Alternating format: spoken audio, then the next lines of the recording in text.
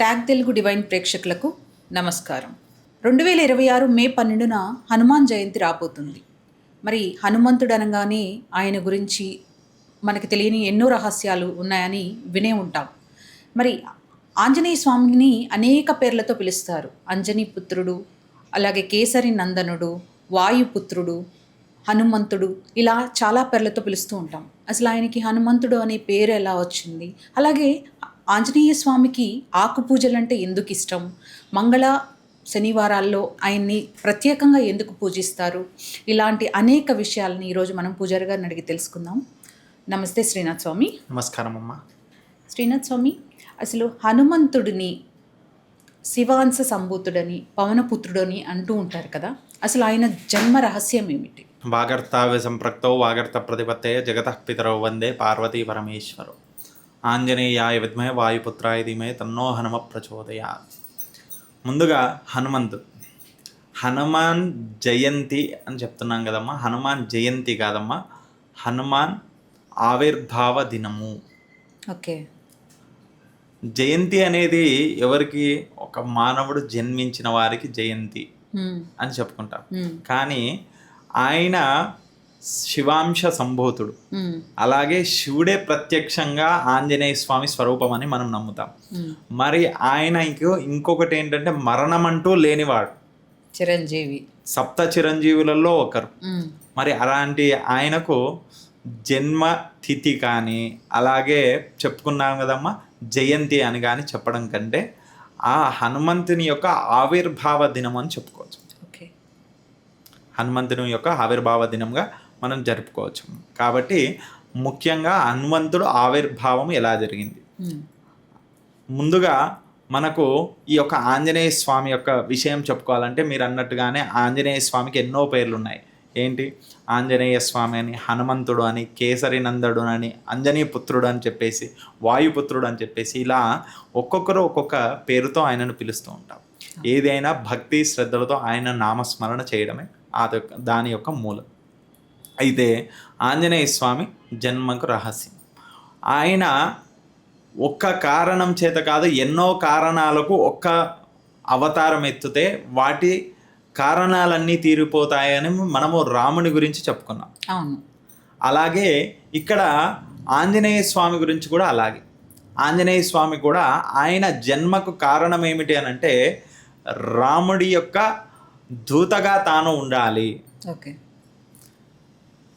ఎప్పుడైతే రాముడు మానవ అవతారంలో జన్మిస్తాడు అనగానే అక్కడ శివుడు తాను పార్వతీపతిగా ఉండి అక్కడ వారందరూ దేవతల మధ్యలో ఆయన ఒక మాట చెప్తాడు. ఏంటంటే దేవతలందరూ కూడా రాముడు భూమిపైన జన్మించే సమయానికి వీరందరూ కూడా ఒక్కొక్కరు ఒక్కొక్క అవతారం ఎత్తుతున్నప్పుడు నేను కూడా ఆయన యొక్క దూతగా హనుమంతుడిగా నేను కూడా జన్మనెత్తాలనుకుంటున్నానని చెప్తాడు. అంటే పార్వతీమాత సరే అంటుంది. కానీ ఆమె కూడా వస్తాను, నేను కూడా వస్తాను అని అంటుంది. అని అంటే స్వామి నేను కూడా వస్తాను అంటే, లేదు, నేను అక్కడ వెళ్ళేటటువంటిది ఏంటి? ఆయన సేవార్థం, ఆయన దూతగా వెళ్తున్నాను కాబట్టి నిన్ను తీసుకెళ్ళలేను అని అంటే, లేదు లేదు అంటారు కదా, పతియే ప్రత్యక్ష దైవము, నిన్ను వదిలిపెట్టి నేను ఉండలేను, ఎలాగైనా సరే నీ వెంబడి వస్తానంటే, నేను వానవర అవతారంలో ఉంటాను అక్కడ అంటే, అయితే మీ తోకలో ఎందుకు కాదు నేను ఉంటాను అని చెప్పేసి ఆ అమ్మవారు ఆ యొక్క ఆంజనేయ స్వామి తోకలో ఉంటానని చెప్పేసి తోకలో ఉండడానికి తాను ఒప్పుకుంటుంది. అందుకనే మనకు చెప్పడం జరుగుతుంది. ఏంది? లంకలో అందరికంటే ముందు ఎవరికి కోపం వచ్చింది అని అంటే అమ్మవారికే కోపం వచ్చింది. ఏంది? లంకను మొత్తము తగలబెట్టింది ఆంజనేయ స్వామి యొక్క తోకనే. ఎందుకంటే తన సోదరి లక్ష్మీదేవి స్వరూపమే సీతామాత కాబట్టి ఆ లంకనంతా తగలబెట్టింది ఈ యొక్క హనుమంతుని తోకనే. అందుకనే హనుమంతుని జన్మ రహస్యంలో ఇది కూడా ఒక కారణం. అలాగే హనుమంతుడు వారు జన్మించినటువంటిది వాయుపుత్రుడుగా, అలాగే అంజనీ పుత్రుడుగా. ఆ అంజనీ మాత ఎవరైతే ఉందో అంతకంటే ముందు ఆ అంజనీ మాత అంతకంటే పూర్వము పుంజికా స్థల అనే ఒక అప్సరస. ఆ అమ్మవారు ఏం చేసేదంటే తాను ఇంద్రుడి యొక్క భవనంలో ఇంద్రుడి యొక్క చోట ఉంటూ ఉండేది. ఆమె ఏం చేశాడంటే బృహస్పతి వచ్చినప్పుడు వారు ఇద్దరు సంభాషిస్తున్న సమయంలో ఈమె ఇబ్బంది పెడుతూ ఆమె అటు నుండి ఇటు వెళ్ళడం, ఇటు నుండి అటు వెళ్ళడం, ఆ యొక్క సమయంలో బృహస్పతి ఇంద్రుడు మాట్లాడుతున్నటువంటి సంభాషణలో విఘ్నం కలిగేది. అది చూచినటువంటి బృహస్పతి తనను ఈమె అప్సరస, ఆమె అలా చేయడం వల్ల తన ఆలోచన శక్తి మరలిపోతుంది, నేను మాట్లాడుతూ ఉంటే నన్ను ఇబ్బంది పెట్టింది కాబట్టి అని చెప్పేసి ఆమెకు శాపం ఇస్తాడు. ఏం శాపం ఇస్తాడంటే, నేను మాట్లాడుతున్నప్పుడు నన్ను ఇబ్బంది పెట్టావు కాబట్టి నువ్వు భూమిపై ఒక వానరి అవతారంలో జన్మిస్తావు అని చెప్పేసి శాపం ఇస్తాడు.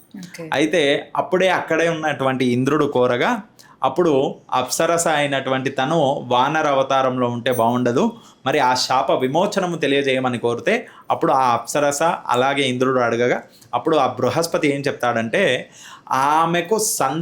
ఆమెకు ఒకరు వివాహమాడి సంతానం అవ్వగానే తాను ఏదైతే పూర్వ శరీరం ఏదైతే ఉందో వచ్చేస్తుంది అని చెప్పేసి చెప్పడం జరుగుతుంది. ఆ మాట ద్వారానే ఆ యొక్క హనుమంతుల వారు ఆ అమ్మవారి యొక్క గర్భము దాల్చి కేసరిగా, ఆ అమ్మవారు అంజనిగా జన్మించి అంజనిని కేసరి వివాహమాడిన తర్వాత వారికి సంతానముగా ఆంజనేయ స్వామి జన్మిస్తాడు, హనుమంతుల వారు జన్మిస్తారు. అందుకనే అంజని పుత్రుడు కేసరి నందనుడుగా చెప్పడం జరుగుతుంది. మరి వీరిద్దరికీ కూడా సంతానముగా ఇంకా ఒక విషయం ఏమిటంటే, మన రామాయణంలో చెప్పుకుంటాం ఏమి, దశరథ మహారాజు గారు తాను యాగం తలపెట్టినటువంటి యాగంలో నుంచి ఒక భాగము, ఒక చిన్న రేణువుగా, ఒక చిన్న భాగము ప్రసాదంగా ఆ అంజనాదేవి కూడా స్వీకరించిందంట. ఒక పక్షి రూపకంగా తీసుకొని వెళ్తున్నటువంటి ఆ యొక్క పదార్థాన్ని అంజనాదేవి స్వీకరించడం వల్ల అంత శక్తి సామర్థ్యాలు కలిగినటువంటి ఆంజనేయ స్వామి జన్మించాడు అని కూడా చెప్పడం జరుగుతుంది. ఇవన్నీ కూడా ఒక్కొక్కటికి ఒక్కొక్క కారణంగా చెప్పడం జరుగుతుందమ్మా. కాబట్టి ఇలా ఆంజనేయ స్వామి జన్మకు ముఖ్య కారణం అని చెప్పొచ్చు. మరి ఆంజనేయ స్వామిని హనుమంతుడు అని పిలుస్తాం కదా, ఈ హనుమంతుడు అని పేరు రావడానికి వెనుక ఉన్నటువంటి కథ ఏమిటి? హనుమంతుల వారి యొక్క కథ అలాగే రెండుటికి కూడా మూలమమ్మ. ఇది ఒకటి హనుమాన్ జయంతి అని చెప్పుకుంటూ హనుమాన్ యొక్క మనం చెప్పుకుంటున్నాం కదమ్మా. ఇప్పుడు మే 12వ తేదీ వస్తుంది. అది హనుమంతుల వారు జన్మించినది అంజనీ పుత్రుడుగా కేసరి నందనుగా జన్మించినటువంటి తిథి వచ్చేసి మనకు ఈ యొక్క వైశాఖ బహుళ దశమి పూర్వభాద్ర నక్షత్రంలో ఆయన జన్మించారు. అయితే అది శనివారం రోజు. మరి ఇప్పుడు అందరూ హనుమాన్ విజయోత్సవం అని చెప్పేసి చేస్తూ ఉన్నారు. హనుమాన్ విజయోత్సవం అంటే మనకు చైత్ర శుద్ధ పౌర్ణమి నాడు వచ్చేటటువంటిది హనుమాన్ విజయోత్సవం. శ్రీరామనవమి తర్వాత వచ్చేటటువంటిది. మరి శ్రీరామనవమి తర్వాత వచ్చేటటువంటిదే అందరూ చాలా పాటిస్తున్నారు. అది ఎందుకంటే రామనవమి తర్వాతనే ఉంది కాబట్టి దాన్ని ఎక్కువగా పాటిస్తున్నారు అనుకోవచ్చు. కానీ ముఖ్యంగా ఆంజనేయ స్వామి ఆవిర్భావించినటువంటి రోజు మాత్రం వైశాఖ బహుళ దశమి పూర్వభాద్ర నక్షత్రంలో ఆ స్వామివారు ఆవిర్భవించారు. అలాగే ముఖ్యంగా మనము మార్గశిర మాసంలో త్రయోదశి కూడా చెప్పుకుంటారు. అంటే ఇవి ఒక్కొక్కరికి ఒక్కొక్క భక్తుడికి, ఒక్కొక్క ఋషులకు, ఒక్కొక్కరికి ఆ ఆంజనేయ స్వామి దర్శనం ఇచ్చినటువంటి రోజుగా కూడా చెప్పడం జరుగుతుంది. అందుకనే ఒక్కొక్కరు ఒక్కొక్క విధంగా చేసుకోవడం జరుగుతుంది. అందులో ముఖ్యంగా ఇవి రెండు ఎక్కువగా చేస్తారు. ఆ మార్గశిర మాసంలో వచ్చేటటువంటి త్రయోదశి నాడు హనుమద్ వ్రతాలు ఎక్కువగా చేస్తారు. ఈ ఆంజనేయ స్వామి శ్రీరామనవమి తర్వాత వచ్చేటటువంటి హనుమాన్ విజయోత్సవం రోజేమో హనుమంతుని యొక్క ఊరేగింపులు, హనుమంతుని యొక్క ఉత్సవాలు చేస్తారు. హనుమంతుని యొక్క జన్మ తిథిగా వైశాఖ బహుళ దశమిని చేసుకుంటాం. కాబట్టి అందరూ కూడా ఇది గ్రహించాల్సిన విషయం ఏమిటంటే హనుమాన్ విజయోత్సవం వేరు, హనుమాన్ ఆవిర్భావ దినం కూడా వేరు అని తెలుసుకోవాలి. అలాగే దీంట్లో ఇప్పుడు మీరు అడిగినటువంటి విషయాన్ని ఏంటంటే హనుమంతుల వారు ప్రత్యేకంగా ఆయన జన్మించిన తర్వాత ఆయనకు ఆకలి బాగా వేసింది. ఆయన వానర స్వరూపంలో కాబట్టి చెట్లకు ఉండేటటువంటి పండ్లను కోసుకొని తినేవాడు. మరి అలా కోసుకొని తినే సమయంలో ఆయనకు ఎర్రగా ఒక పండు కనిపించిందంట. అది ఏం పండు అంటే సూర్యుడు. ఆయన ఎర్రగా దగదగా మెరుస్తూ ఆయన కిరణాలను వెదజల్లుతూ ఉన్నాడు. మరి ఆయనను చూడగానే హనుమంతుల వారు చిన్నగా ఉన్నారు కదా, ఆయనను చూడగానే ఆయన ఏమనుకున్నాడంటే అది కూడా ఎర్రగా బాగుంది, ఆ పండే కావాలని చెప్పేసి ఆయన వాయువేగంతో, ఎందుకంటే వాయుపుత్రుడు కదా కాబట్టి వాయువేగంతో వెళ్ళాడంట. వెళ్ళి ఆ సూర్యుణ్ణి తాను మింగేశాడంట. అలా మింగేయగానే తాను అక్కడనే ఉన్నటువంటి ఇంద్రుడు తన వజ్రాయుధాన్ని వదిలాడంట. వజ్రాయుధాన్ని వదలగానే తనకు తాకి ఇక్కడ మూతి పైన తాకిందంట. ఇది ఈ భాగంలో మూతి భాగంలో తాకిందంట. ఆ తాకినప్పుడు ఆయన మూర్ఛపోయి పడిపోయాడు. అలా పడిపోయిన సమయంలో ఇది అంతా జరిగిన సమయంలో అక్కడ ఉన్నటువంటి దేవతలందరూ కూడా చూసి, ఆ దేవతలందరూ కూడా ఆయన మరణించాడనే భావనతో వాయుదేవుడు కోపగ్రస్తుడై వాయువునంతా ఆపేశాడంట. ఎక్కడ కూడా గాలి ప్రవహించకుండా చేశాడు. నా పుత్రుణ్ణి మీరు చంపేశారు కదా, నా యొక్క పుత్రుడు మరణించాడు కదా అని చెప్పేసి కోపంతో ఆయన వాయువుని ఆపేస్తే ముల్లోకాలన్నీ కూడా అతలాకుతలమైపోయాయి. మరి ఏమి చేయాలని అంటే అప్పుడు దేవతలందరూ కలిసి ఆయనను బ్రతికిస్తారంట. బ్రతికిచ్చి ఆయనకు ఒక్కొక్క దేవత ఒక్కొక్క దేవుడు ఒక్కొక్క వరాన్ని ఇచ్చారంట. ఇంద్రుడు తను వజ్రాయుధం, అంటే ఆ వజ్రాయుధంతో కూడా ఆయనకు ఇప్పటి నుండి ఏమి కాదు, అంత వజ్రదేహం కలిగిన వాడు ఆంజనేయుడు అని ఇలాంటి ఒక్కొక్క దేవతలు ఒక్కొక్క వరాన్ని ఇవ్వడం జరిగింది. ఆ ఆంజనేయ స్వాముడు ఎంత శక్తిశాలుడయ్యాడంటే అష్టసిద్ధులు నవనిధులు పొందిన వ్యక్తిగా ఆ యొక్క ఆంజనేయ స్వామి అవతారం పొందాడు. ఆ అవతారం పొందినటువంటి రోజు ఏదైతే ఉందో ఆ రోజుని హనుమాన్ విజయోత్సవముగా, అనగా పౌర్ణమి, చైత్ర శుద్ధ పౌర్ణమి నాడే ఈ యొక్క, అంటే ఆయన మరణించి మరలా జన్మించాడు కాబట్టి ఆ జన్మించిన రోజునే ఆ యొక్క చైత్ర శుద్ధ పౌర్ణమి. అందుకనే ఆ రోజు కూడా చాలామంది చేసుకుంటారు.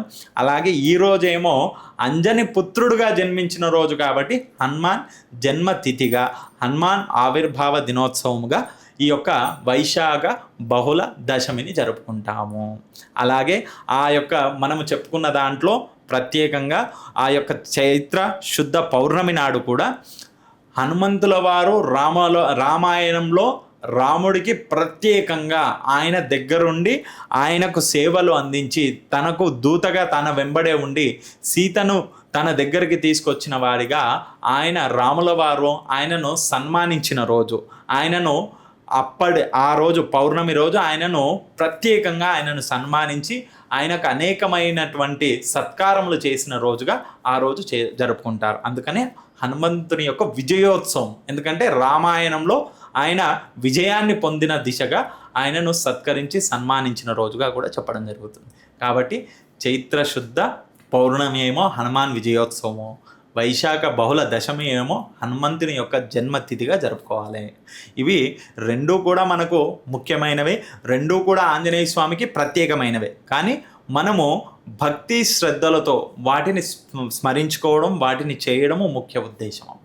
అందుకే ముఖ్యంగా మనకు హనుమంతుల వారికి వజ్రాయుధం తాకింది కాబట్టి, మూతిపైన తాకింది కాబట్టి, అందుకే హనుమంతుల వారు, హనుమంతుడు అనే నామకరణం చేయడం జరిగింది. ప్రత్యేకంగా ఆ రోజు నుండే హనుమంతుడు అని స్వామివారికి నామస్మరణ చేయడం జరుగుతుంది. హనుమాన్ జయంతి రోజు మరి హనుమంతుడిని, ఆంజనేయ స్వామిని ఏ విధంగా ఆరాధించాలి, అంటే ఎటువంటి పూజ చేస్తే మంచిది?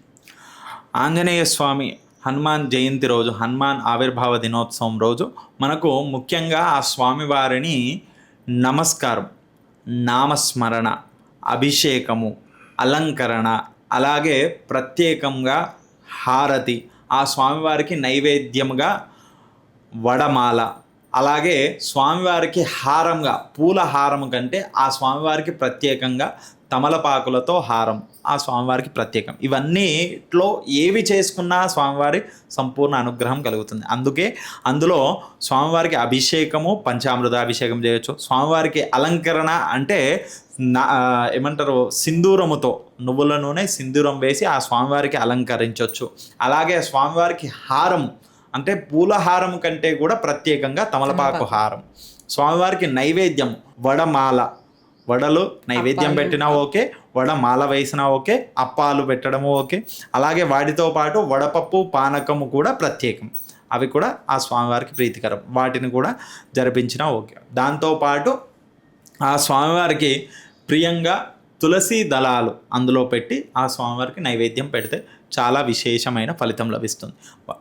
వాటితో పాటు రామాయణము, అలాగే సుందరాకాండ, వాటితో పాటు హనుమాన్ చాలీసా పారాయణము, హనుమాన్ అష్టోత్తరములు, ఇవన్నిటిలో ఏవి చేసినా కానీ ప్రత్యేకమైనటువంటి అనుగ్రహం కలుగుతుంది. ఎందుకంటే హనుమాన్ జయంతి కానీ హనుమాన్ విజయోత్సవం కానీ ఆ రోజు ఆ స్వామివారిని ఎంత స్మరిస్తే, ఎంత నామస్మరణ చేస్తే, ఎంత ఆ స్వామివారి యొక్క భజనలు కీర్తనలు చేస్తే అంత ఆ స్వామివారు సంతోషపడతారని చెప్పొచ్చు. మరి ఇందాకడ అన్నారు కదా ఆయనకి తమలపాకులతో మాల, అలాగే వడమాల ఇష్టమని. అసలు ఆంజనేయ స్వామికి ఆకుపూజ అంటే ఎందుకు అంత ఇష్టం? ఆకుపూజ మనకు సీతామాత దగ్గరికి స్వామివారు వెళ్ళి మొట్టమొదట చూసింది అమ్మవారిని లంకలో చూసిన వారు ఆంజనేయ స్వామి. ఆంజనేయ స్వామి వెళ్ళి అమ్మవారిని చూసి తర్వాత వచ్చి రాముల వారికి చెప్పారంట. ఏమని? స్వామి నేను అమ్మవారిని చూసి వచ్చానని చెప్పారంట. అది చెప్పగానే అక్కడ ఉన్నటువంటి వానరులందరూ చాలా సంతోషపడిపోయారంట. బా, ఆంజనేయ స్వామి ఎంత గొప్పవాడు, హనుమంతుడు వారు వెళ్ళి అమ్మవారిని కనిపెట్టి వచ్చారు, అయితే ఇక అమ్మవారు దొరికిపోయినట్టే అనే సంతోషంలో అక్కడ ఉన్న వారు వానరులందరూ కలిసి అక్కడ ఉన్నటువంటి ఆకులు ఏవి కనిపిస్తే అవి ఆకులను తీసుకొచ్చి ఆ స్వామివారి పైన వేయడం జరిగింది. అందులో అత్యధికంగా ఉన్నాయి తమలపాకులు అంట. ఓకే. అందుకనే ఆ స్వామివారికి తమలపాకులు అంటే చాలా ప్రీతికరం. అలాగే ఇంకో విషయం ఏంటంటే ఆంజనేయ స్వామి అనర్గళంగా మాట్లాడేటప్పుడు ఎటువంటి పొల్లు తప్పుపోకుండా మాట్లాడడము, అలాగే మాట్లాడుతున్నప్పుడు ఒకరితో పెద్దవాళ్ళతో మాట్లాడుతున్నప్పుడు సైగలు చేస్తూ కానీ, ఆ సమయాన ఎవరితోనైనా మాట్లాడేటప్పుడు కూడా కనుబొమ్మలు ఎగరవేస్తూ చేతులు చూయిస్తూ ఇలా మాట్లాడడం కూడా సరికాదంట. ఇవన్నీ కూడా వినయ విధేయతలతో మాట్లాడేటటువంటి ఓర్పు మరియు ఆ తత్వం కలిగిన వాడు ఆంజనేయ స్వామి. ఆయనను చూసి మాట్లాడేటటువంటి విధానాన్ని కూడా నేర్చుకోవచ్చంట. మరి ఆ మాటలు మృదువుగా రావడానికి కావాల్సినది ఈ తమలపాకు కూడా. కాబట్టి అలా కూడా ఆంజనేయ స్వామికి ప్రీతి. అందుకనే ఆంజనేయ స్వామికి తమలపాకులతో అర్చన కానీ తమలపాకులతో దండ కానీ ప్రత్యేకంగా వేయచ్చు. అలాగే తమలపాకుతో దండతో పాటు తులసి మాలల దండ కూడా వేయచ్చు ఆంజనేయ స్వామికి. ఎందుకంటే అక్కడ రాముడికి ఇష్టం, ఇక్కడ హనుమంతుల వారికి కూడా ఆయనకి ఇష్టమైన అన్నీ కూడా ఈయనకి ఇష్టం. కాబట్టి ఆ రాముల వారికి ఇష్టమైనటువంటి తులసి మాల కూడా ఆయనకు చాలా ప్రీతికరం. కాబట్టి అక్కడ తమలపాకులది, తులసి మాల, ఇవి రెండు కూడా వేయచ్చు. మరి నైవేద్యంగా వడమాల అన్నారు, వడమాల, అప్పాలమాల ఇవన్నీ కూడా సమర్పిస్తూ ఉంటారు ఆంజనేయ స్వామికి ప్రత్యేకంగా. అవును. మరి ఇవి సమర్పించడం వెనుక గల కారణం ఏమిటి? శనేశ్వరుని గురించి చెప్పుకుంటాము. శనేశ్వర స్వామి ఏం చేశాడమ్మా అంటే, ఏలినాటి శని ప్రభావం మొదలైంది, నేను నీ దగ్గరకు వచ్చి కూర్చుంటానంటే నీ పని నువ్వు చేయి, నా పని నేను చేస్తానని చెప్పేసి ఆంజనేయ స్వామి అన్నాడు. అంటే నా పని నేను 7.5 సంవత్సరాలు నీ వెంబడే ఉంటాను, మరి ఎక్కడ కూర్చోవాలంటే నీ ఇష్టం, ఎక్కడైనా కూర్చో అంటే నీ తలపైన కూర్చుంటానంటే తలపైన కూర్చున్నాడంట. అయితే తలపైన కూర్చుంటే మరి ఆంజనేయ స్వామి పని ఏంది? రామనామస్మరణ చేయడం ఆయన పని. మరి రామనామస్మరణ చేయాలంటే ఆయన ఒత్తగా కూర్చున్న జాగాలో చేస్తాడా అంటే చేయరు. ఆయన వానరుడు, ఒక దగ్గర కూర్చోలేడు. మరి ఏం చేశాడంటే ఒక పెద్ద బండ తీసుకొని తలపైన పెట్టుకొని రామ రామ రామ అనుకుంటూ ఆయన ఎగురుతూ పోయాడు. ఆయన ఎగురుతున్నంతసేపు అక్కడ పైన తలపైన ఉన్నది ఎవరు? శనీశ్వరుడు.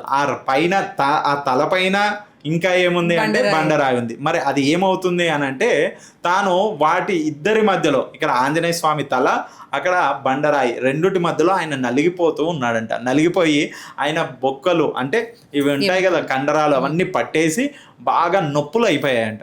అప్పుడు ఆయన అన్నాడంట, ఆంజనేయ నన్ను కిందికి దింపాయంటే, ఏం లేదు నీ పని నువ్వు చేస్తా అన్నావు కదా, నీ పని నువ్వు చేయి, నా పని నేను చేస్తున్నానని చెప్పేసి అంటాడంట. అప్పుడు ఆ మాటలు వినగానే శనేశ్వరుడు అంటాడంట, నన్ను వదిలిపెట్టాయా అంటే, నువ్వు 7.5 సంవత్సరాలు ఉంటా అని నువ్వు వచ్చావు, మళ్ళీ నన్ను వదిలిపెట్టమంటావు అని అంటే, లేదయ్యా ఇప్పటి నుండి నేను నీ పాదాల దగ్గర ఉంటానని అంటే, అలా కాదు, నువ్వు నా పాదాల దగ్గర ఉండడం కాదు, నన్ను స్మరించిన వాళ్ళ దగ్గరికి కూడా పోకూడదు అని అంటే, సరే అని చెప్పేసి చెప్తాడు. అందుకనే ఆంజనేయ స్వామి దగ్గరికి ఎవరైతే శని దోషం ఉన్నవారు, శని యొక్క ఏలినాటి శని కానీ, అర్ధాష్టమ శని కానీ, అష్టమ శని కానీ ఉన్నవారు ఆ యొక్క ఆంజనేయ స్వామిని ఆరాధించిన, ఆంజనేయ స్వామికి నైవేద్యంగా వడమాల పెట్టిన, అలాగే ఆంజనేయ స్వామికి తమలపాకులతో అర్చించిన ఆ స్వామివారు సంతోషపడతారు. అప్పుడే ఆ శనీశ్వరుడు తను బొక్కలన్నీ కూడా బాగా ఇబ్బంది పెడుతూ శరీరం అంతా నొప్పులుగా అయిపోయాయంటే ఆ నొప్పులు తగ్గడానికి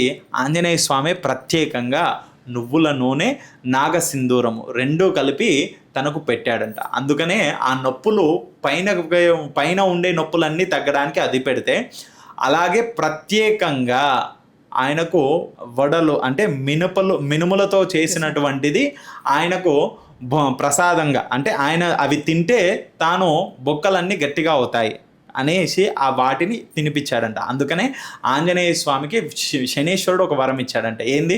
ఇప్పటి నుండి ఎవరైనా నీకు ఈ యొక్క వడల మాల వేస్తారో వారికి నేను దూరంగా ఉంటాను. నీకు ఈ వడలు నైవేద్యం ఎవరైతే పెడతారో వారికి నేను మినుములతో చేసినటువంటి అప్పాలు కానీ మినుములతో చేసినటువంటి వడలు కానీ ఆ స్వామివారికి నైవేద్యంగా ఎవరు పెట్టినా వారికి నేను దరి చేరను, దూరంగా ఉంటానని చెప్తారు. అందుకనే ప్రత్యేకంగా శనేశ్వరుని యొక్క వరం వల్లనే ఆంజనేయ స్వామికి వడమాల చాలా ప్రీతికరమైనది.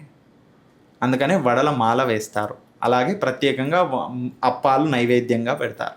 ఆంజనేయ స్వామికి సింధూరం ఎందుకు సమర్పిస్తాం? అసలు ఆయనకి సింధూరం అంటే ఎందుకు అంత ఇష్టం? ఇంతకుముందు చెప్పుకున్నాం కదమ్మా, ఏంటి శనేశ్వరుడికి నువ్వుల నూనెతో కలిపి నాగసింధూరాన్ని పెట్టారు అని చెప్పేసి. అది కూడా ఎందుకు పెట్టారంటే నొప్పులు ఏవైతే ఉన్నాయో పోవడానికి ఆయనకు పెట్టారంట. అందుకనే ఆ శనేశ్వరుడు ఏమన్నారంటే ఎవరైతే నీకు నువ్వుల నూనెతో నాగసింధూరం పెడతారో వారికి నేను దరి చేరను, నువ్వుల నూనె నాగసింధూరం, అందుకనే నీకు దరి చేరను అని చెప్తారు. అలాగే రెండవది అందరికీ తెలిసినటువంటిది ఏంది? ఆ సీతామాత తన పాపిట్లో కొద్దిగంత సింధూరం పెట్టుకోగానే ఆ రాముల వారు చూసి సంతోషపడేవారంట. ఆయన సంతోషపడుతున్న చూసినటువంటి ఆంజనేయ స్వామి, అమ్మ మీరు పెట్టుకున్నటువంటి ఆ సింధూరం ఎందుకు పెట్టుకున్నారు అని అంటే, ఇది మీ యొక్క రాముల వారి యొక్క ఆయుష్ పెరుగుతుంది, వాటితో పాటు ఆయనకు ఇది చాలా ప్రీతికరం, ఆయన చాలా సంతోషంగా ఉంటారు అని చెప్పేసి చెప్తుంది. ఆ మాట వినగానే ఆంజనేయ స్వామి ఆ అమ్మవారు కొద్దిగా పెట్టుకుంటానే ఆ స్వామివారు సంతోషపడతారంట, ఆయన ఆయుష్ పెరుగుతుందంట. నేను నా శరీరం అంతా పెట్టుకొని వస్తాను, ఆయన ఆయుష్ ఇంకెంత పెరిగిపోతుందో, అలాగే నన్ను చూసి ఇంకెంత సంతోషపడతారో అని చెప్పేసి ఆయన శరీరం అంతా కూడా సింధూరాన్ని పోసుకొని వచ్చారంట. అప్పుడు రాముల వారు చూశారంట. చూసి ఏమయ్యా హనుమ ఏంటిది అని అంటే, అప్పుడు హనుమంతుల వారు అంటారంట, మీకు ఇష్టం అని చెప్పేసి, మీకు ప్రీతి, మీకు ఆయుష్ పెరగాలనే ఉద్దేశంతో ఇలా చేశానంటే, ఇప్పటి నుండి నీకు ఎవరైతే సింధూరాన్ని పెడతారో వారికి నా ఆశీర్వాదం కూడా లభించి వాళ్ళకు ఆయుష్, ఆరోగ్యము, సద్బుద్ధి, సత్ప్రవర్తనలు కలుగుతాయని చెప్పేసి ఆశీర్వాదాన్ని ఇవ్వడం జరుగుతుంది. అందుకనే ప్రత్యేకంగా ఆ స్వామివారికి సింధూరాన్ని ప్రత్యేకంగా పెట్టడం జరుగుతుంది. ఆంజనేయ స్వామికి మంగళవారం, శనివారం చాలా ప్రీతికరమైనవి అని చెప్తూ ఉంటారు కదా, ఎందుకు ఆ 2 రోజులు మాత్రమే, ఎందుకు అంత ప్రత్యేకత? శనివారం వచ్చేసి ఆయన జన్మించినటువంటి తిథి, ఆయన ఆవిర్భావం యొక్క తిథి, అది శనివారం. అలాగే ఆయనకు శనేశ్వరుడు ప్రత్యేకంగా చెప్పాడు కదమ్మా, ఏమని? నిన్ను ఇప్పటి నుండి ఎవరైనా ఆరాధిస్తే, శనివారం రోజు ఎవరు ఆరాధించినా నిన్ను నేను దరిచేరను, నీకు వడమాల సమర్పించినా నేను దరిచేరను, అలాగే నీకు నువ్వుల నూనె సింధూరము పెట్టినా నేను దరిచేరను అని చెప్పి శనివారం రోజుకే చెప్పారమ్మా. అందుకనే శనివారం రోజు ఆయనకు చాలా ప్రీతికరము. తర్వాత మంగళవారంలో కూడా చాలా విశేషమైనటువంటిది ఏంటంటే, ఇక్కడ చూడండి, చాలామందికి తెలియని విషయం, శనివారం వచ్చేసి శని దోషాలు నివారణ చేసేటటువంటిది అయితే మంగళవారం వచ్చేసి కుజ దోషాలు నివారణ చేసేటటువంటిది. అందుకనే చూడండి, ఆంజనేయ స్వామికి ఒక్కరిని పూజిస్తే ఇక్కడ కుజ దోషము, శని దోషము 2 దోషాలు పోతాయండి. మంగళవారం అనేది కుజుని యొక్క వారం. కుజుడు భూమిపుత్రుడు, ఆయన ప్రత్యేకంగా అంగారకుడు అని చెప్పడం జరుగుతుంది. ఆయనకి ఏంటంటే ఆ మంగళవారం రోజు ఆయనకు ప్రత్యేకంగా సుబ్రహ్మణ్య అవతారంలో సుబ్రహ్మణ్యేశ్వరుని ఆరాధించిన, మిథున నాగుని ఆరాధించిన, ఆంజనేయ స్వామికి మంగళవారం రోజు పూజించిన ఆ యొక్క కుజ దోషాలు పోతాయని చెప్తాం. అయితే మంగళవారం రోజు ప్రత్యేకంగా తులసి మాల వేయడం చాలా ప్రత్యేకం అంట ఆంజనేయ స్వామికి. ఎందుకనంటే ఒకానొక సమయంలో ఆంజనేయ స్వామి ఏం చేశారంటే, అంత రామాయణం అంతా అయిపోయిన తర్వాత రాముడు, సీత అందరూ కలిసి ఒక సమయంలో అందరికీ ఈ యొక్క రాజ్యంలో ఉన్నవారికి అందరికీ భోజనం ఏర్పాటు చేద్దామని చెప్పేసి అంటారు. సరే అని చెప్పేసి భోజన ఏర్పాట్లో మరి అక్కడనే ఉన్న ఆంజనేయ స్వామికి కూడా పిలుస్తారు. అప్పుడే రాముడు అంటాడంట, అందరికీ పెట్టు పర్వాలేదు, ఆంజనేయునికి మాత్రం ఏమనకు అని అంటే, లేదు అందరికీ పెడుతున్నప్పుడు ఆంజనేయ స్వామికి కూడా పెట్టాల్సిందే అని చెప్పేసి సీతామాత అంటున్నాను. సరే నీ ఇష్టం అని వదిలిపెడితే అక్కడ ఆంజనేయ స్వామి కూర్చొని భోజనం పెట్టడం ప్రారంభిస్తే ఆమె లక్షలాది మంది కోసము చేసినటువంటి భోజనం అంతా హనుమంతుల వారు ఒకరే తినేశారంట. అంటే చూడండి ఆయన ఎంత అంటే అక్కడ అన్ని రోజుల పాటు ఆయన భోజనం చేయలేదంట. ఓకే. ఆయన శక్తి సామర్థ్యాలలో ఇది కూడా ఒకటం. ఏంటంటే రామాయణం ఆయన ఎన్ని రోజులైతే రామునికి సేవ చేయడానికి ఆయన సీతామాత వీక్షణలో ఉన్నాడో అన్ని రోజులు ఆయన భోజనం చేయలేదంట. అందుకని ప్రత్యేకంగా ఆ రోజు భోజనం పెడితే ఎంత పెట్టినా కానీ ఆయన తినేస్తూ వెళ్ళిపోయారంట. అలా తిన్నటువంటి ఆహారం అంతా లక్షలాది మందికి చేసిన ఆహారం అంతా ఆయన ఒక్కరే తినేశారు. మరి ఏం చేస్తే ఆయన కడుపు నిండుతుంది అని అంటే అప్పుడు రాముల వారు అంటారంట, ఒక తులసి దళం తీసుకొని దానిపైన రామ అని చెప్పేసి రామనామం రాసి ఆ తులసి దళాన్ని ఒక లడ్డూలో పెట్టి ఇస్తే అది స్వీకరించి ఆయన సంతోషపడిపోతాడంట. బ్రేవ్ అని చెప్పేసి ఆయన కడుపు నిండినట్టుగా ఆయన పలకడం జరుగుతుంది. అప్పుడు అక్కడనే ఉన్నటువంటి రాముడు, లక్ష్మణుడు, అలాగే సీతామాత, భరత, శత్రుఘ్నులు వీరందరూ కూడా చూసి సంతోషం పొందారంట. అప్పుడు ఆంజనేయ స్వామిని సీతామాతను అడుగుతారంట, అమ్మ మీరు ఇంత ఆహారం నేను తిన్నా కానీ ఈ ఆఖరిలో ఇచ్చినటువంటి పదార్థం యొక్క తీపిదనం కానీ ఆ మాధుర్యం కానీ వీటన్నిటికంటే ఎక్కువగా ఉందమ్మా, ఆ ఒక్క దానితో నా కడుపు నిండిపోయిందమ్మా అని ఆయన సంతోషపడతారంట. అందుకే ఆ రోజు ప్రత్యేకంగా మంగళవారం రోజే ఆ హనుమంతుల వారికి భోజనం పెట్టినటువంటి రోజు. అందుకనే మంగళవారం రోజు ఆ ఆంజనేయ స్వామికి చాలా ప్రీతికరమైనటువంటి రోజు. ఆ రోజు తులసి మాల వేసిన ఆ స్వామివారు చాలా సంతోషపెడతారు. ఆ రోజు ఎంత ఆహారం, ఎంత స్వామివారికి నైవేద్యాలు పెట్టినా ఆయన చాలా సంతోషపడతారంట. అందుకనే మంగళవారం స్వామివారికి ప్రత్యేకం వారంగా చెప్పడం జరుగుతుంది. శని మంగళవారాలలో కుజుడి యొక్క శని యొక్క దోషాలు కూడా నివారణ కోసం ఈ యొక్క శని మంగళవారాలు చెప్పడం జరుగుతుందమ్మా. హనుమంతుడి వాహనం పేరేమిటి, దాని గురించి వివరిస్తారా స్వామి? హనుమంతుని వారికి ప్రత్యేకంగా గరుడ వాహనము, గజ వాహనము, అలాగే సింహవాహనము అని చెప్పేసి ఎన్నో వాహనాలు చెప్తారు. కానీ అందులో ప్రత్యేకంగా ఒంటె వాహనము స్వామివారికి చాలా ప్రత్యేకం. పంప సరోవరము వద్ద ఆ హనుమంతుల వారు నివసించే సమయంలో తాను ఆ శిఖరాన్నంతా కూడా తాను ప్రదక్షిణంగా తిరుగుతూ ఉండేవారంట. అలా తిరుగుతున్నటువంటి సమయంలో ఆయనకు నడవడానికి ఇసుక ప్రాంతం, అదంతా ఇసుకలో నడవడానికి ఆయనకు ఇబ్బందిగా ఉన్నప్పుడు ఆ అరణ్యంలో ఉన్నటువంటి ఎన్నో జంతువులు వచ్చి స్వామి మీకు వాహనంగా ఉంటామని చెప్పేసి అడుగుతాయంట. అడిగితే ఆ స్వామివారు ఏ దానికి ఒప్పుకోరంట. కానీ అక్కడనే ఉన్నటువంటి ఒక ఒంటె స్వరూపంలో నందీశ్వరుడు వచ్చాడని చెప్పడం జరుగుతుంది. ఎందుకంటే ఎక్కడ వెళ్ళినా కానీ సరే శివ స్వరూపంగా ఉన్నందున నందీశ్వరుడు కూడా పార్వతీమాత లాగానే స్వామి నేను కూడా మీ వెంబడి వస్తానంటే వద్దు, నేను వానర స్వరూపంలో వెళ్తున్నాను, అవసరం లేదు అని చెప్పినా, లేదు స్వామి ఏదో ఒక సమయంలో నేను కూడా నీ వాహనంగా ఉంటానంటే అని ఆయన వెంబడి వస్తానంటే అప్పుడు ఆ ఒంటెలో ఆ నందీశ్వరుడు కనిపిస్తాడంట. నందీశ్వర నీవే వచ్చావు అని చెప్పేసి ఆ ఒంటెను వాహనంగా స్వీకరిస్తాడని ఒక పరంగా చెప్తే, ఇంకో పరంగా ఏం చెప్తారంటే సుగ్రీవుడే ప్రత్యేకంగా ఆ ఇసుకలో వెళ్ళడానికని ప్రత్యేకంగా సుగ్రీవుడే ఆయనకు ఒంటె వాహనాన్ని బహుకరించాడని కూడా ఇంకో రకంగా చెప్పడం జరుగుతుందమ్మా. కాబట్టి ఆ ఒంటెను ఆ యొక్క హనుమంతుల వారి యొక్క వాహనం అని చెప్తారమ్మా. ఆ ఒంటెకు ప్రత్యేకమైనటువంటి పేరు కూడా ఉందమ్మా. ఆ ఒంటె యొక్క పేరు వచ్చేసి పులన జవుడు అమ్మ. ఆ పులన జవుడు అనే పేరుతో ఆ ఒంటెను పిలవడం జరుగుతుంది. ఎందుకంటే పులన జవుడు అంటే ఇసుకలో తొందరగా నడిచేటటువంటిది ఒంటె. దాని పేరే సంస్కృతంలో పులన జవుడు అని చెప్పేసి చెప్పడం జరుగుతుంది. అలా పులన జవుడు అని చెప్పడం.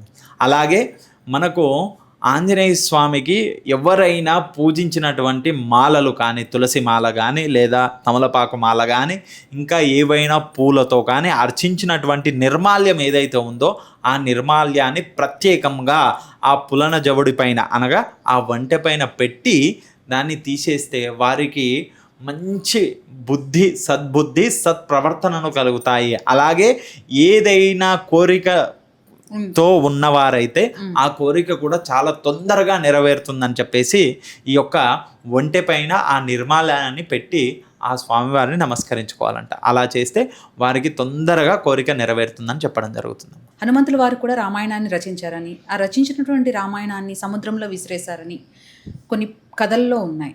మరి దాని గురించి చెప్పరా? అది కూడా రామాయణము వాల్మీకి రాసినటువంటి రామాయణంతో పోల్చి చూసినప్పుడు హనుమంతుల వారి రామాయణం చాలా క్లుప్తంగా, చాలా భక్తి శ్రద్ధలతో ఉన్నదంట. అది చూసినటువంటి వాల్మీకి ఒకసారి మనసులో అనుకున్నాడంట, ఏమని, నీవు రాసిన రామాయణాన్ని చూసిన తర్వాత నా రామాయణాన్ని ఎవరు చదువుతారు అనగానే ఆ యొక్క హనుమంతుల వారు ఆయన త్యాగానికి ప్రతీకగా కూడా ఇక్కడ చెప్పడం జరుగుతుంది. అందుకనే అక్కడ హనుమంతుల వారు ఏం చేస్తారంటే తాను రాసిన రామాయణమే తీసుకొని వెళ్ళి సముద్రంలో వేసి వాల్మీకి రామాయణమే లోకాలన్నిటికీ ప్రతీకగా నిలుస్తుంది అని చెప్పేసి వరాన్ని ఇవ్వడం జరుగుతుంది. అందుకని మనం అందరం కూడా వాల్మీకి రామాయణాన్ని మనము చదువుతున్నాము, పాటిస్తున్నామని చెప్పొచ్చమ్మా. అర్జునుడి రథం పైన కూడా ఆంజనేయ స్వామి ధ్వజం రూపంలో ఉన్నారని విన్నాము. మరి దాని గురించి కూడా వివరిస్తారా? మనకు అర్జునుడు, కర్ణుడు ఇద్దరు కూడా యుద్ధము జరుగుతున్నటువంటి సమయంలో అర్జునుడు వంక ఉన్నటువంటిది, అర్జును యొక్క రథము నడిపించేవారు శ్రీకృష్ణ పరమాత్ముడు. ఆ రథము పైన ఉన్నది ధ్వజము రూపకంగా ఆంజనేయ స్వామి. ఇద్దరు కూడా ఉండడం జరుగుతుంది. మరి అక్కడ ప్రత్యేకంగా ఈ పాండవులందరూ కూడా ఆంజనేయ స్వామిని కోరితే ఆంజనేయ స్వామి వచ్చారంటే ఒకటే సమయంలో ఆ యొక్క యుద్ధం అంతా ఒకటే మారులో అయిపోతుంది. మరి అలా కాకూడదు అంటే నేను అక్కడ ఉంటాను, నీ ధ్వజంగా, అంటే నీ యొక్క రథం యొక్క ధ్వజంగా ఉంటాను అని చెప్పేసి చెప్పడం జరుగుతుంది. అందుకనే ఆ యొక్క అర్జునుని యొక్క రథము పైన ధ్వజంగా ఆంజనేయ స్వామి ఉండడం జరుగుతుంది. అయితే దాంట్లో కూడా విశేషంగా చూడండి, కర్ణుడు యుద్ధ విల్లులలో చాలా ప్రత్యేకం కలిగిన వాడు. ఆయన దగ్గర ఉన్నటువంటి యుద్ధ విన్యాసాలు కానీ, ఆయన దగ్గర ఉన్నటువంటి బాణాలు కానీ చాలా విశేషమైనటువంటి శక్తి సామర్థ్యాలు కలిగినటువంటి. మరి వాటన్నిటినీ కూడా వేస్తూ ఉన్నప్పుడు అక్కడనే ఉన్నటువంటి శ్రీకృష్ణుల వారు ఏమంటుండేదంటే, బా ఇంత బాగా వేశాడు, ఎంత బలంగా వేశాడు అని చెప్పేసి అంటూ ఉండేవాడంట. ఇక్కడ అర్జునుడు వేస్తేనేమో అతని రథము, అంటే కర్ణుడి యొక్క రథము 10 అడుగులు వెనుకలిగి 5 అడుగులు వెనుకలిగి వెళుతుంది. ఇక్కడ ఈ రథం ఏమో 1 ఇంచు 2 ఇంచులు మాత్రమే కదిలేదంట. మరి అయినా కానీ శ్రీకృష్ణ పరమాత్ముడు ఏంటి ఇలా అంటున్నాడంటే, అప్పుడు అర్జునుడు అడుగుతాడు, స్వామి నేను వేసినప్పుడు 10 అడుగులు అంతకంటే దూరంగా వెళ్ళి పడుతున్నటువంటి ఆ కర్ణుడి యొక్క రథాన్ని నాది కొద్దిగా జరగగానే అబ్బా అమ్మ అంటున్నారు మీరు, ఏంటి స్వామి అని అంటే, నీ యొక్క రథాన్ని నడిపించే వారిని శ్రీకృష్ణ పరమాత్మునిగా నేనున్నాను, నీ యొక్క రథము పైన ధ్వజముగా ఆంజనేయ స్వామి ఉన్నారు, మేము ఇద్దరము ఉన్నా కానీ ఈ యొక్క రథము కదులుతుందంటే ఆ యొక్క కర్ణుడి యొక్క బాణము యొక్క విల్లు యొక్క విద్య చూడండి. అలాగే అదంతా అయిపోయిన తర్వాత, ఆ యొక్క యుద్ధం అయిపోయిన తర్వాత ఆ రథము దిగుతున్నటువంటి సమయంలో శ్రీకృష్ణ పరమాత్ముడు ఏమంటాడంటే, ముందుగా అర్జునుడిని దిగమంటాడు, తర్వాత ఆయన దిగుతాడు. దిగిన తర్వాత ఆ రథం మొత్తం కాలి బూడిదైపోతుందంట. అంటే అప్పటి వరకు కూడా ఆ యొక్క ఆంజనేయ స్వామి కానీ ఆ శ్రీకృష్ణ పరమాత్ముడు కానీ ఉన్నందుకే ఆ రథం అంతా కూడా తట్టుకుంది. అంతటి శక్తి సామర్థ్యంతో వచ్చినటువంటి బాణాలను కూడా తట్టుకోగలిగింది. అందుకే ఆ ఆంజనేయ స్వామి ఏమంటారు, కౌరవులు పాండవుల యుద్ధంలో కూడా ఆయన ఉన్నారు అని చెప్పడం జరుగుతుందమ్మా. ఆంజనేయ స్వామి గురించి చాలా కథలు ఉన్నాయి కదా స్వామి, అయితే వాటిలో నుంచి అంటే మాకు తెలియని ఏదైనా ఒక కథ చెప్పగలరా? ఆంజనేయ స్వామి గురించి చెప్పుకుంటూ పోతే ఎన్ని రామాయణంలో అలాగే ఎన్నో గ్రంథాలలో ఎన్నో ప్రత్యేకమైన కథలు మనం తెలుసుకోవచ్చమ్మా. అందులో ప్రత్యేకంగా ఒకానొక సమయంలో శ్రీకృష్ణ పరమాత్ముడు తాను తన వాహనము గర్గమంతుడు అనగా తన వాహనము గ్రద్ద, తన సుదర్శన చక్రము, తన పక్కనే ఉన్నటువంటి సత్యభామ, వీరు ముగ్గురు ఒక్కొక్కరు ఒక్కొక్క సంభాషణ చేయడం జరిగింది. తన వాహనము ఆ గ్రద్ద అంటుందంటే, నా అంత వాయు వేగంగా వెళ్ళేటటువంటి ఏ వాహనము లేదు అని చెప్పేసి అంటుందంట. అలాగా అని చెప్పేసి ఆ స్వామివారు నవ్వుతూ ఊరుకుంటారంట. తర్వాత తన చేతిలో ఉన్నటువంటి సుదర్శన చక్రం అంటుందంట, నా అంత శక్తి సామర్థ్యములు కలిగినటువంటిది ఇంకా ఏది లేదు అని చెప్పేసి అంటుందంట. అయితే అప్పుడు కూడా నవ్వి ఊరుకున్నాడంట. తన పక్కనే ఉన్నటువంటి సత్యభామ కూడా అంటుందంట, నా అంత అందంగా నా అంత తేజస్సుగా ఉండేటటువంటి వారు ఎవరూ లేరు అని చెప్పేసి అంటారు. ఆ 3 మాటలకు ఆ స్వామివారు వీరి ముగ్గురికి ఒకటే సమాధానం చెప్పాలి అని అనుకుంటారంట. ఏం చెప్తారంటే, తన వాహనము గ్రద్దను పిలిచి ఏం చెప్తాడంటే, వెళ్ళి మనకు హిమాలయాలలో ఒక వానరము కూర్చొని ఉంది, ఆ వానరానికి వెళ్ళి చెప్పు, రాముల వారు నీ కోసం ఎదురు చూస్తున్నారు అని చెప్పేసి చెప్పమని చెప్తాడు. అయితే వెంబడే సుదర్శన చక్రానికి చెప్తాడంట ఏమని, నీవు వెళ్ళి ద్వారం దగ్గర నిలబడు, ఎవ్వరు ఎంతటి శక్తి కలిగిన వారు, ఎంతటి ఇప్పుడు అవసరం ఉన్నది, నేను ఒక్క క్షణం ఎందుకు కాదు అని అన్నా కానీ ఎవరిని పంపించద్దు, లోపలికి మాత్రం పంపించద్దు, అలా నువ్వు అక్కడే ఉండాలని చెప్తున్నాను. తర్వాత మూడవది, తన పక్కనే ఉన్నటువంటి సత్యభామకి ఏం చెప్తారంటే, వివాహానికి ముస్తాబైనట్టుగా అందంగా ముస్తాబయ్యిరా అని చెప్పేసి చెప్తాడంట.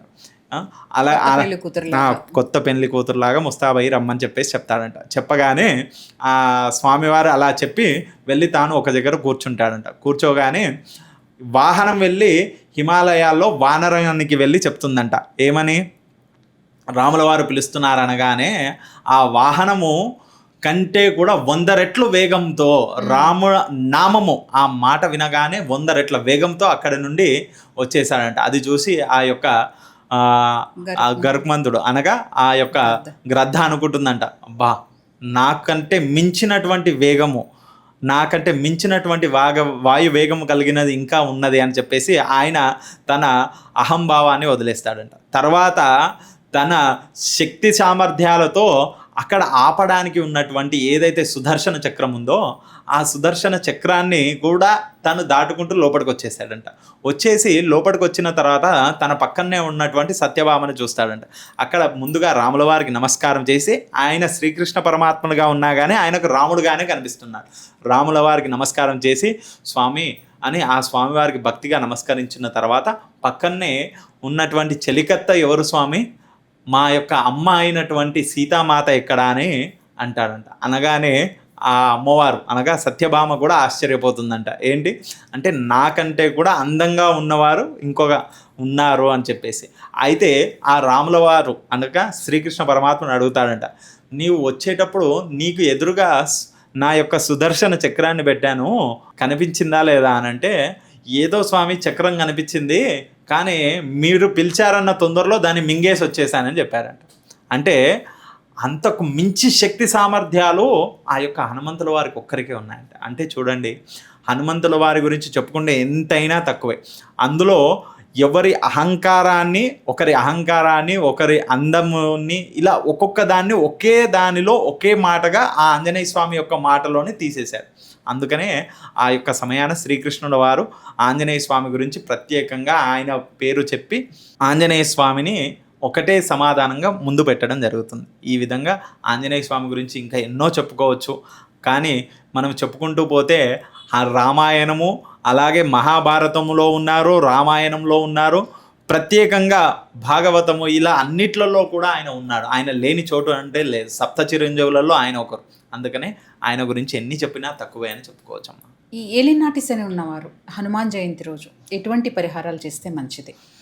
ఏలినాటి శని ఉన్నవారు, ఏలినాటి శని, అర్ధాష్టమని శని, అష్టమ శని ఉన్నవారు ఆంజనేయ స్వామికి ప్రత్యేకంగా ఆ రోజు సింధూర పూజ, అలాగే వడమాల, అలాగే తమలపాకులతో మాల ఆ స్వామివారికి సమర్పించి అవి దానము చేస్తే వారికి విశేష ఫలితం లభిస్తుంది. ఆ సింధూరాన్ని తన నుదటన పెట్టుకోవాలి, నిత్యము నుదటన పెట్టుకోవడము, అలాగే ఆ ప్రసాదాన్ని నలుగురికి పంచి తాను తినడం వల్ల ఆ శని దోషాలు తొలగుతాయని చెప్పడం జరుగుతుంది. కాబట్టి ఈ యొక్క మంగళవారం హనుమాన్ జయంతి ఏదైతే ఉందో, హనుమాన్ ఆవిర్భావ దినం ఏదైతే ఉందో అది ప్రత్యేకంగా మంగళవారం రోజు కూడా వస్తుంది. కాబట్టి ఆ రోజు కుజదోష నివారణం కోసం కూడా ఆ రోజు స్వామివారికి ప్రత్యేకంగా పూజ చేసిన వారికి కుజదోషం కూడా నివారణ అవుతుంది. అది కూడా సద్వినియోగం చేసుకోవచ్చు. హనుమంతుల వారిని భక్తి శ్రద్ధలతో పూజించడమే కాదు, ఆయనతో మాట్లాడాలంటే మాట్లాడొచ్చు అని కూడా అంటూ ఉంటారు కదా, అది ఎలా సాధ్యం స్వామి? మనకు ప్రత్యేకంగా ఆంజనేయ స్వామి దేవాలయానికి వెళ్ళగానే మనం అందరము కూడా ఆ స్వామివారి నామస్మరణ చేస్తాం. ఏమని? హనుమతే నమః అనుకొని, మన్యు స్వామి అని, లేదా ఆంజనేయ పుత్రుడు అని, కేసరి నందనుడు అని, వాయుపుత్రుడు అని, ఆయన హనుమాన్ చాలీసా అని ఆయనని నామస్మరణ చేస్తాం. అవునా కదా? కానీ అంతకంటే విశేషంగా ఆ స్వామివారికి ప్రీతికరం ఏంటంటే రామనామం. అంటే రామనామం ఎక్కడ జరిగితే అక్కడ ఆయన ఉంటాడు. అది కలియుగంలో ప్రత్యేకంగా ఆయన నామం ఎక్కడ జరిగితే అక్కడ ఉంటుంది.